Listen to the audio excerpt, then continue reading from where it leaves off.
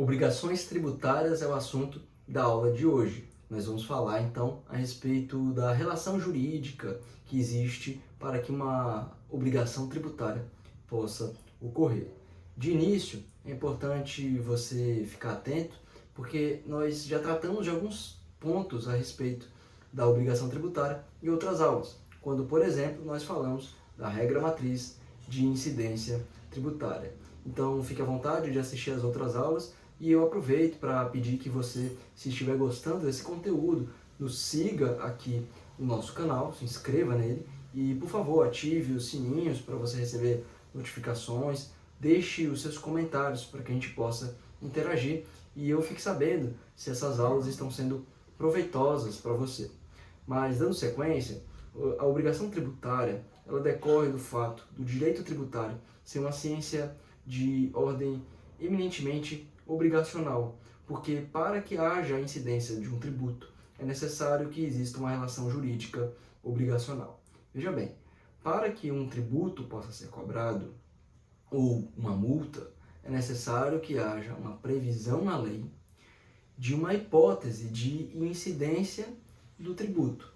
É quando, de forma abstrata, a lei diz que tais atos ou tais fatos jurídicos ou econômicos vão gerar a incidência de um tributo. E então, na sequência, caso o contribuinte, o sujeito passivo, venha a incidir de maneira material nessa hipótese que já estava na lei, ele pode ser cobrado de um tributo ou de uma obrigação instrumental. E então, eu vou trazer para você aqui ver um quadro ilustrativo para entender as fases da relação jurídica tributária. Acompanhe aqui comigo. Primeiro existe então a previsão da hipótese de um fato, que é a hipótese de incidência.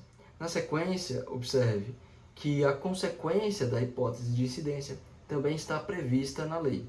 Tudo isso é norma tributária no plano de abstração, ou no plano abstrato. Então, tendo realizado a hipótese, e aí ela se torna um fato gerador, há a incidência de um tributo. E a ocorrência do fato corresponde à da hipótese. Então, na sequência, se tem já uma relação jurídica, porém ela é ilíquida, ela é incerta, é inexigível ainda. Para que ela possa se tornar um crédito tributário líquido e certo, o que vai ocorrer quando há o lançamento. Então, na relação jurídica que se formou através da ocorrência do fato gerador, você percebe que ela ainda é ilíquida, incerta e, portanto, inexigível. Mas aí o fisco ele tem o poder-dever de realizar o lançamento do tributo. E quando ele o faz, o crédito se torna uma exigência já líquida e certa e, portanto, um título executivo extrajudicial, que pode ser executado mediante um processo administrativo em que se exige o pagamento do tributo, mas a sua efetiva execução, o seu poder de execuibilidade, passa pelo Poder Judiciário e, portanto, para isso é demandada uma ação de execução fiscal. As obrigações tributárias, elas são divididas entre obrigações principais e obrigações acessórias, tal qual no direito civil, em que se tem obrigações principais e obrigações acessórias. A grande diferença no direito tributário é que as obrigações acessórias, elas se transformam em obrigações principais, caso sejam descumpridas. Por obrigações principais se tem a exigência de pagar um tributo, o dever do obrigado de pagar um tributo e a possibilidade do fisco de cobrá-lo. Já as obrigações acessórias, ou também chamadas obrigações instrumentais, são as exigências do fisco pela prestação de informações que o contribuinte lhe deve. De modo que, se o contribuinte não prestar as informações, existe a possibilidade de uma sanção pelo descumprimento, tornando a obrigação que antes era instrumental em uma obrigação de exigência de pagamento e, portanto, uma obrigação principal. A respeito do fato gerador, nós já tratamos em aulas passadas, inclusive vou deixar aqui o card para que você possa acessar essas aulas, e é importante que você as assista, porque de forma bem didática, passado o conceito de fato gerador lá na aula da regra matriz de incidência tributária. Assim como outros temas que a gente vai falar na aula de hoje, que compõem essa matéria das obrigações tributárias, também você pode encontrar lá através do método que o professor Paulo de Barros Carvalho nos ensina em sua doutrina. Mas, rememorando, o fato gerador é justamente aquele fato jurídico ou fato econômico que ocorre quando alguém incide no mundo fenomênico que era antes já uma hipótese de incidência do tributo. E quando aquele contribuinte, incide, existe a possibilidade do fisco justamente reconhecer e lançar essa hipótese de incidência, esse fato, através do procedimento administrativo cabível.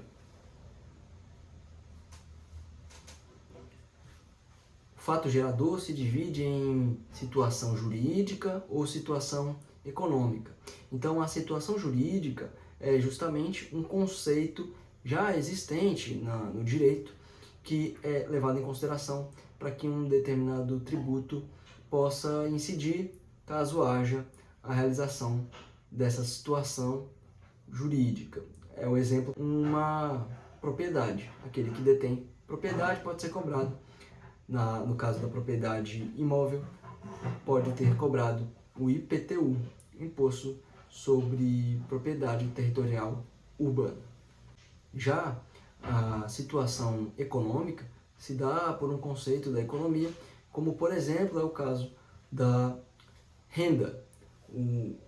Aquele que tem renda ou demonstra disponibilidade econômica pode ser tributado, por exemplo, pelo imposto de renda da pessoa física.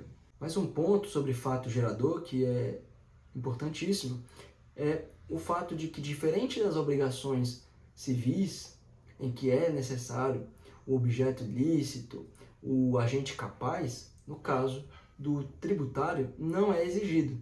O agente pode ser incapaz, mas se praticou o ato ou o fato tributável, ele pode ser cobrado, sim, assim como se o objeto for ilícito. Caso tenha havido, por exemplo, uma aquisição financeira por meio de um ato ilícito, ainda assim, essa aquisição, essa disponibilidade econômica vai ser cobrada. Então, não existe uma necessidade de validade do ato no aspecto civil para que ele seja cobrado dentro da obrigação tributária. Nessa toada dos fatos geradores da obrigação tributária, é importante notar que o fisco possui um poder maior do que qualquer parte em uma obrigação que possa ser comparada, porque o fisco tem o poder de desconsiderar os atos ou os fatos do contribuinte quando entender que ali existe uma simulação ou alguma fraude, de modo a tentar escamotear a incidência do tributo, a existência daquele fato gerador. Essa disposição, que está no artigo 116 do Código Tributário Nacional, já foi inclusive objeto de ADI, em que se discutiu a constitucionalidade dessa possibilidade do fisco de identificar um fato e modificá-lo.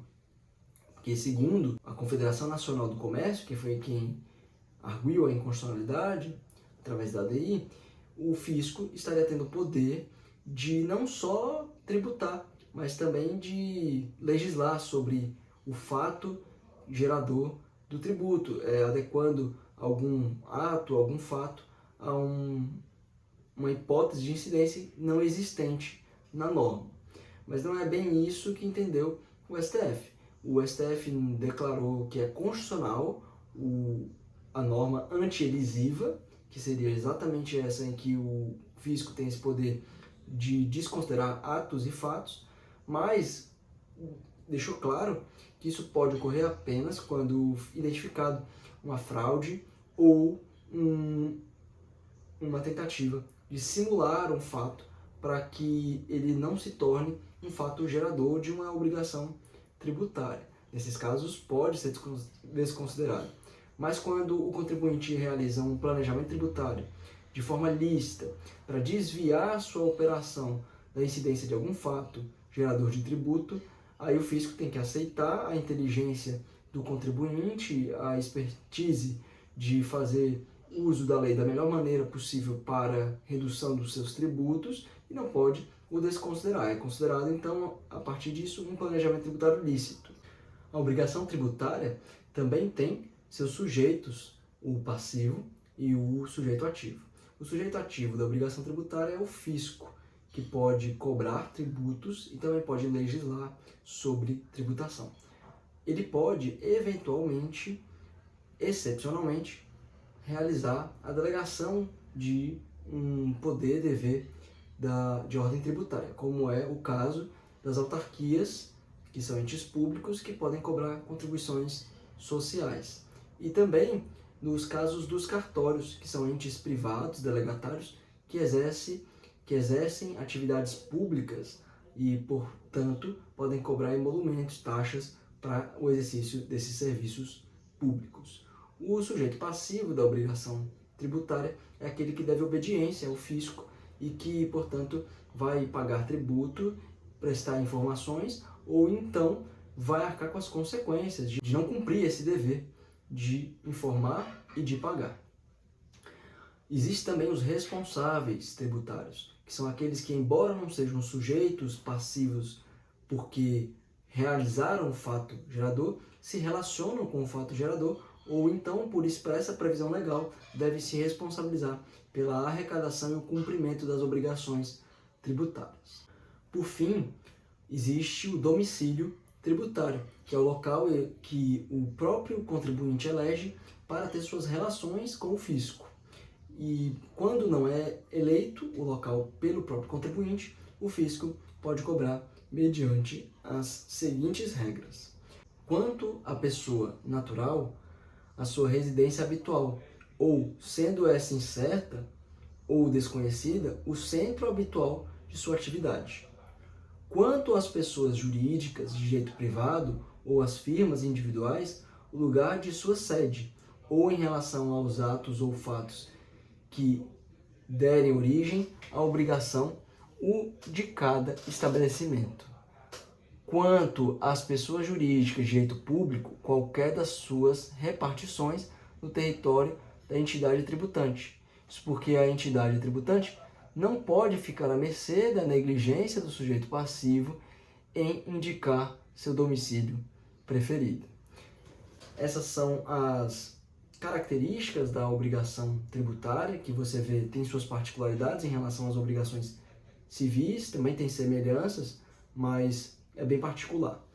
E aí nós ficamos por aqui. Deixe os seus comentários, nos siga aqui no canal para mais vídeos desse curso completo de direito tributário e um abraço a todos. Tchau, tchau.